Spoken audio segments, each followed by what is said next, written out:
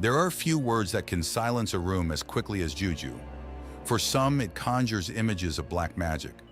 For others, it brings to mind whispered curses before football matches, mysterious rituals performed in secret, or headlines linking unseen forces to unexplained tragedies.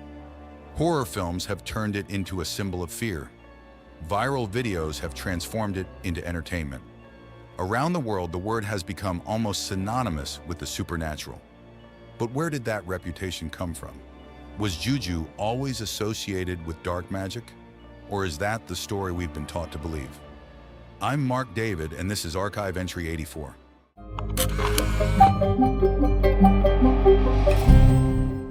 Our investigation begins not in a hidden shrine or an abandoned village, but in the stories themselves. Stories of athletes accused of being cursed before crucial matches. Stories of travelers warned never to disturb sacred objects. Stories of rituals said to bring wealth, revenge, or protection. Some have been passed down for generations. Others have spread across the internet in a matter of hours. Together, they have created a single, powerful image, one that has crossed continents and shaped how millions of people think about a tradition they may know almost nothing about. The deeper we search through newspaper archives, historical records, academic research, and modern investigations, the more one unsettling pattern emerged. Nearly every frightening story pointed back to the same word. Yet no two sources seemed to describe it in quite the same way. Some called it religion, others called it superstition. Some insisted it was black magic. Others argued it had been misunderstood for centuries. They couldn't all be right. If juju is truly one of the world's most feared spiritual traditions, then the evidence should tell us why. And if history tells a different story, then somewhere along the way, that story changed. So before we investigate the curses, the crimes, and the controversies, we have to answer a much simpler question. What exactly is juju? At first, the answer seems straightforward. Find the definition of juju, trace its origins, and the investigation would finally have a place to begin. Instead, the archive opened another mystery. Historians, anthropologists, and historical records rarely describe juju as a single religion. In fact, one of the first surprises we uncovered was that there is no universal belief system called juju at all. The word has long been used as a broad label for a wide variety of indigenous spiritual traditions found across parts of West Africa. Different communities developed their own rituals, sacred objects, beliefs, and customs, often with little resemblance to one another. Then another question emerged. If juju wasn't one religion, what did these traditions actually have in common? The answer was not fear. Long before the word became associated with curses and horror stories, many of these traditions were woven into everyday life.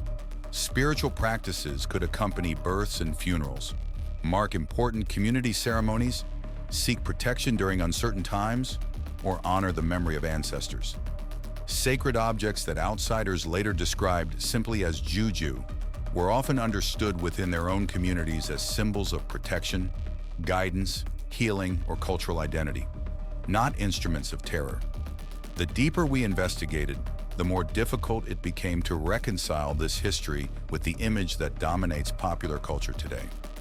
How did a collection of diverse traditions, many centered on community, heritage, and spiritual continuity, become one of the world's most feared words? To answer that, we had to leave the villages and ceremonies behind and turn to another chapter of history, one that would change the meaning of juju far beyond the borders of West Africa. The deeper we searched through historical records, the clearer one pattern became. The reputation of juju did not change overnight. It evolved over centuries, shaped by the people who encountered these traditions and by the words they chose to describe them. European traders and explorers arriving in West Africa often came across spiritual practices unlike anything they had known. Sacred objects, shrines, ceremonies, and local religious customs were frequently grouped together under a single label, juju. What was familiar to one culture appeared mysterious to another. As missionaries expanded across the region, many indigenous beliefs were viewed through the lens of Christian theology. Practices rooted in local tradition were often described as pagan, superstitious, or connected to unseen spiritual forces.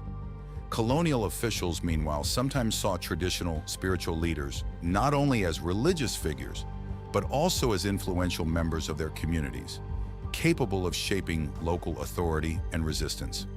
One document after another revealed the same pattern. Diverse beliefs practiced by different peoples were gradually compressed into a single idea, one that outsiders could more easily describe, but one that rarely reflected the full complexity of the traditions themselves. By the early 20th century, newspapers, travel accounts, and popular books had begun repeating the same dramatic language. The mysterious sold better than the ordinary. Stories of curses attracted more attention than stories of healing. Exotic rituals made better headlines than everyday community life. The archive wasn't suggesting that frightening rituals or extraordinary claims never existed. It revealed something more subtle. The image of Juju that spread around the world had been shaped not only by the traditions themselves, but also by centuries of interpretation, translation, and storytelling. But history was only part of the answer. Long after the colonial era had ended, a new force carried that image into millions of homes around the world: the screen. The screen became the world's new storyteller. Long after colonial rule faded into history, films, television, newspapers, and eventually social media continued telling the same version of Juju. Dark rituals, shadowy figures, ancient curses. The formula was familiar and it captured attention. Fear sold better than nuance, and mystery attracted more viewers than history ever could. The deeper we investigated, the more obvious the pattern became. Around the world, most people didn't learn about Juju from historians or anthropologists. They encountered it through horror movies, sensational headlines, viral videos, and dramatic documentaries.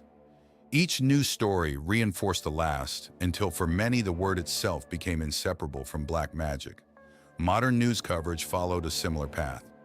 Ordinary cultural ceremonies rarely made international headlines, but allegations of ritual crime, mysterious deaths, or supernatural curses often did. The extraordinary became the public's window into an entire tradition. Even the world of sports wasn't immune.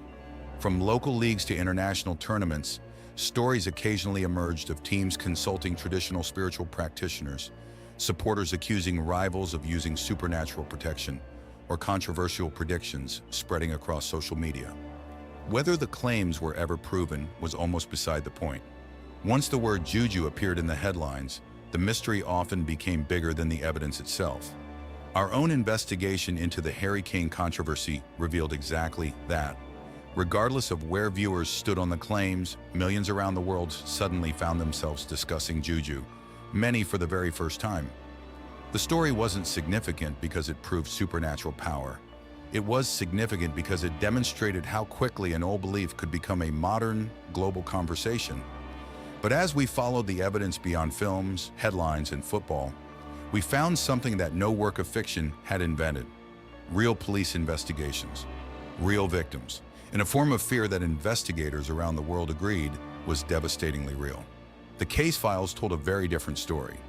Unlike the rumors we had followed through movies and headlines, these investigations came from police reports, court records, international organizations, and the testimonies of survivors. They weren't searching for proof of supernatural forces. They were trying to understand how criminal networks were controlling human lives. One pattern appeared again and again. In several human trafficking investigations, particularly those involving victims taken from Nigeria to Europe, survivors described being made to swear powerful oaths before beginning their journey. Ceremonies sometimes involved personal items such as hair, fingernails, or clothing. Victims were told that breaking the oath would bring devastating consequences, not only to themselves, but to their families. Investigators reached a remarkable conclusion. Whether those supernatural consequences could ever be proven wasn't the question they were trying to answer. What they documented was the effect the belief had on the victims. Many remained silent, refused to escape, or feared cooperating with police because they believed the oath carried real spiritual consequences. In those cases, belief itself became a weapon. Then, in 2018, an extraordinary event challenged that fear. The Oba of Benin, one of Nigeria's most respected traditional rulers, publicly declared the trafficking-related oaths imposed on victims to be null and void. Anti-trafficking organizations welcomed the move, hoping it would encourage survivors to seek help without fearing spiritual punishment. It was a powerful reminder that respected traditional authority could also be used to confront those exploiting these beliefs. The deeper we investigated, the clearer the distinction became. The evidence did not show that an entire spiritual tradition was responsible for these crimes. It showed that criminals had manipulated deeply held beliefs to control vulnerable people. That difference mattered, not only for understanding the investigations, but for understanding Juju itself. By now, the archive had uncovered a history far more complex than the myths we began with. Yet one question still remained. If fear, misunderstanding, and criminal exploitation had shaped so much of Juju's global reputation, why did millions of people continue to embrace traditions connected to it? The final question led us back to where this investigation began.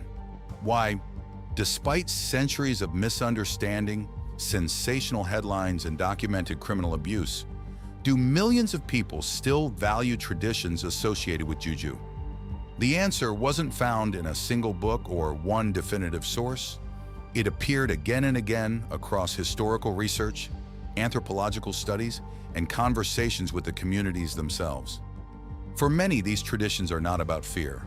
They are about family, about remembering ancestors, about preserving customs passed from one generation to the next, about seeking protection during uncertain times, marking important moments in life, and maintaining a connection to a cultural heritage that existed long before the modern world gave it a name. Even today, traditional beliefs continue to exist alongside Christianity and Islam in many parts of West Africa. Many people see no contradiction in embracing both, reflecting a reality that is far more nuanced than the stereotypes often portrayed abroad. As the investigation drew to a close, one conclusion became impossible to ignore. History showed us where many of these traditions came from. Colonial records revealed how their image changed. Modern media amplified that image across the world. Police investigations exposed how criminals manipulated belief for their own gain. But none of those discoveries were enough to define every tradition, every community, or every person connected to the word Juju. The archive never set out to prove or disprove the supernatural. The evidence simply doesn't allow for such a conclusion. Instead, it revealed something far more certain. Belief, whether rooted in religion, culture, or personal conviction, can profoundly influence how people live, the choices they make, and the stories they pass on. We began this investigation searching for black magic. Instead, we uncovered a history shaped by culture, faith, misunderstanding, colonial encounters, media narratives, and documented criminal exploitation. Perhaps the greatest mystery was never whether Juju possessed supernatural power. Perhaps it was how one word came to carry so many different meanings to so many different people. I'm Mark David, and this concludes Archive Entry 84.